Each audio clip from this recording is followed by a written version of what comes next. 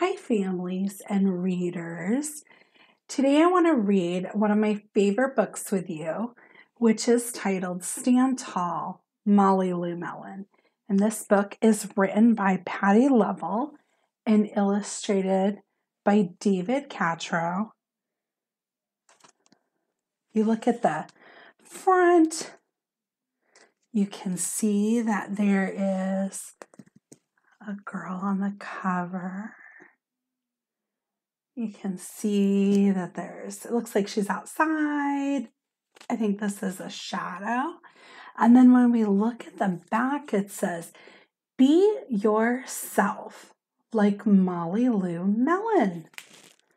Molly Lou Melon's grandma gives her the best advice, and it always works, no matter what the bully Ronald Durkin tries. And this says, stand tall, Molly Lou Melon. So reading the back, that makes me think that maybe this is Molly Lou Melon, and she has a grandma, and it looks like there's a bully named Ronald Durkin. So let's go ahead and take a look. Also, this book is published by Putnam, and we want to thank them for letting us read this book right now. So it is a division of Penguin Young Readers book. That's the publisher in New York City. So let's go ahead and start reading. Now remember, good readers look for words that are new to them. Let's look at our posters. Good readers, oh, you can see lots of stuff there. Good readers know how to choose a just right book, look for words that are new. They self-monitor to make sure that they understand what they just read, and they can retell what they read in a book. Sometimes that's by talking about it. Other times that is by telling a learning partner or someone else around. That can also be writing it down or doing a video recording where they talk about the book. So today, while we're reading, let's make sure that we're looking for words that are new. And at the end of each page, we self-monitor or stop and think about what we just read. There's one more thing I want us to really pay attention to in this story. So those are great reading strategies that we're going to use. But I want us to think about the character, Molly Lou Melon.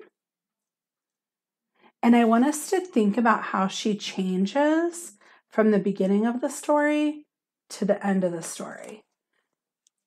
Okay, here we go. Stand tall, Molly Lou Melon. Molly Lou Melon stood just taller than her dog and was the shortest girl in the first grade. She didn't mind. Her grandma told her, let me go back and reread. She didn't mind. Her grandma had told her, walk as proudly as you can, and the world will look up to you.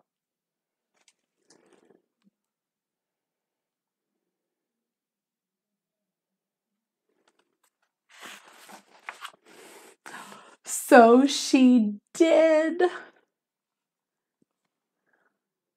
Do you see her right there? So what did we read about on these two pages? Let's go back.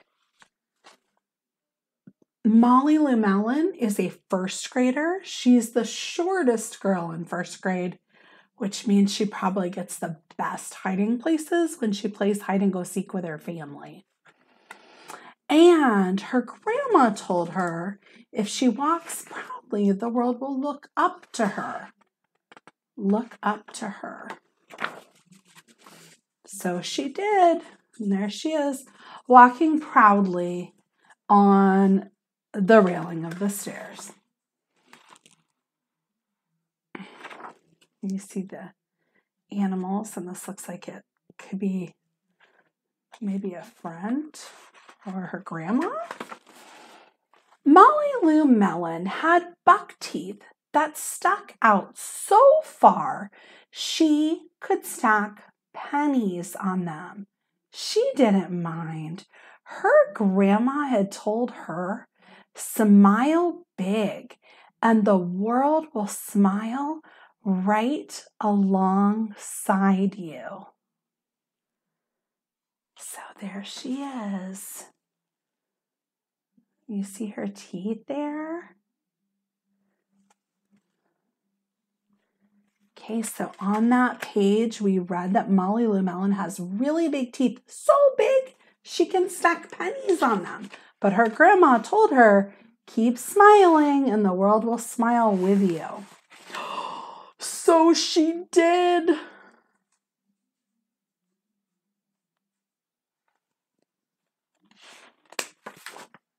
Molly Lou Melon had a voice that sounded like a bullfrog being squeezed by a boa constrictor.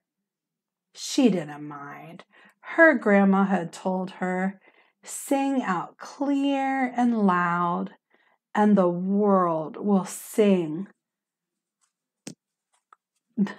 The world will cry tears of joy. I'm going to reread that. Good readers go back and they reread when they make a mistake. She didn't mind. Her grandma had told her, sing out clear and strong, and the world will cry tears of joy. So when I think about what this means, it sounds like Molly Lou Melon does not have a good singing voice, but her grandma encouraged her to sing out clear and strong anyway. And then she told her the world would cry tears of joy. Do you think they're really crying tears of joy? So she did.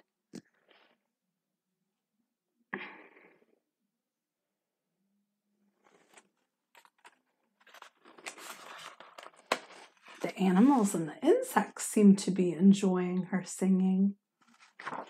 And there's a bird. Molly Lou Melon was often, let's look at those words right there, fumble-fingered. Fumble-fingered. So sometimes when we find a word that's new, it may not be how to say the word. It could be what the word means. So what does it mean to be fumble-fingered? I know the word fumble from football, from the sport football. That's when they drop the ball sometimes. So let's read this page and then we'll go back and make sure that we understand what fumble-fingered means.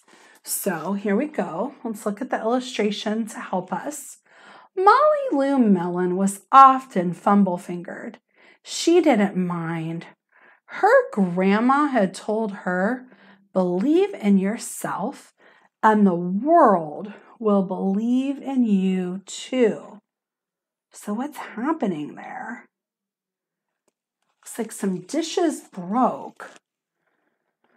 Oh, look. Here she is carrying this huge stack of dishes. And then she comes over here and they all fall over. It looks like she dropped them.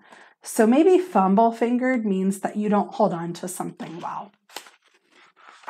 I like that alliteration there too. Both those words start with the F sound made by F. Oh, let's go back and reread. Molly Lou Melon was often fumble-fingered. She didn't mind. Her grandma had told her, believe in yourself and the world will believe in you too. So she did. Oh my, look at that. What is she doing in that picture?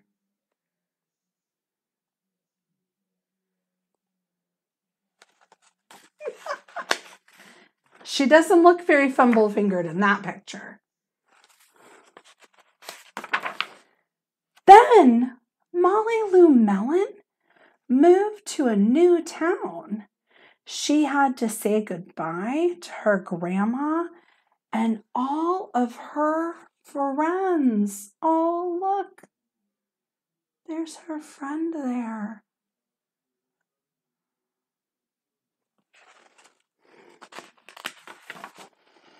And start in a new school.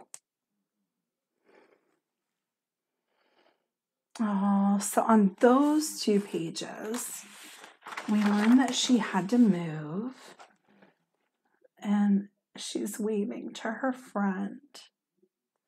And then on these 2 pages, it says that she had to start in a new school. And it shows her standing outside the bus, looking in. And then if you look at these students, they're sitting on the bus. And then this one is kind of looking maybe curiously out the window to see who that is. On the first day of school, Ronald Durkin called her Shrimpo in gym class.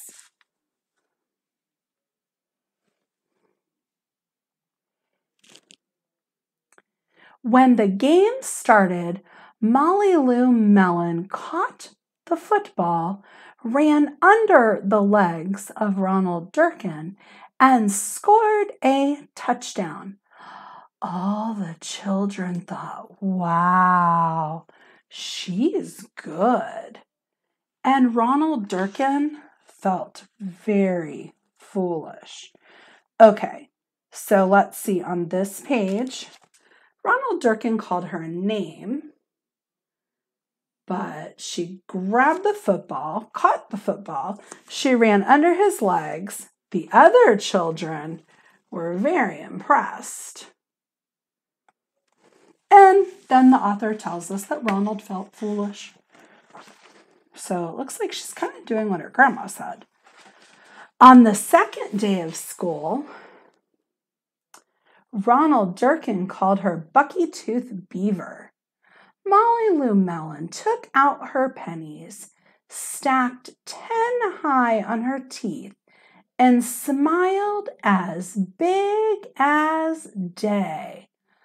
All the children smiled with glee, and Ronald Durkin felt very foolish. So again, Ronald Durkin is teasing her. And what does she do? On the third day of school, Ronald Durkin said, "You sound like a sick duck, honk, honk." Molly Lou Melon sang out a quack so clear and strong that it made Ronald Durkin somersault backwards and hit his head and have to go to the nurse. All the children cried with joy to be free of Ronald Durkin for the rest of the afternoon. And Ronald Durkin felt very foolish.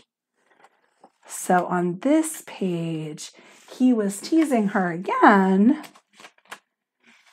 And then she surprised him with her clear and strong quack, and he flipped backwards and hit his head. On the fourth day of school, Ronald Durkin said that she made the snowflake all wrong. But Molly Lou Melon opened up her paper and revealed the most beautiful snowflake of all. All the children oohed and awed, even Ronald. Do you see Ronald there? So this time he teased her, but then when she revealed her snowflake, it says he oohed and awed with the children. On the 5th day of school, Ronald Durkin brought Molly Lou Melon a stacking penny for her tooth and smiled at her.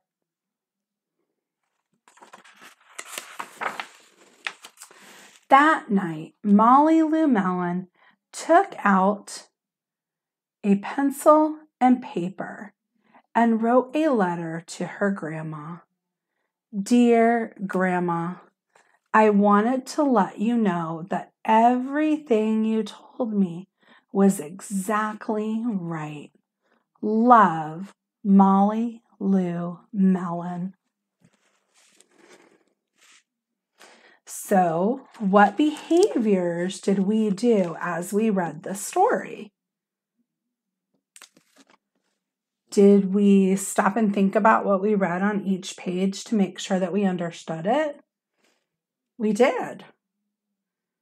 Now, when we started, I suggested that you stop and think about the character, the main character, Molly Lou Melon, and how she's changing in the story from the beginning to the end. There's another character that changed from the beginning to the end, and that's Ronald Durkin.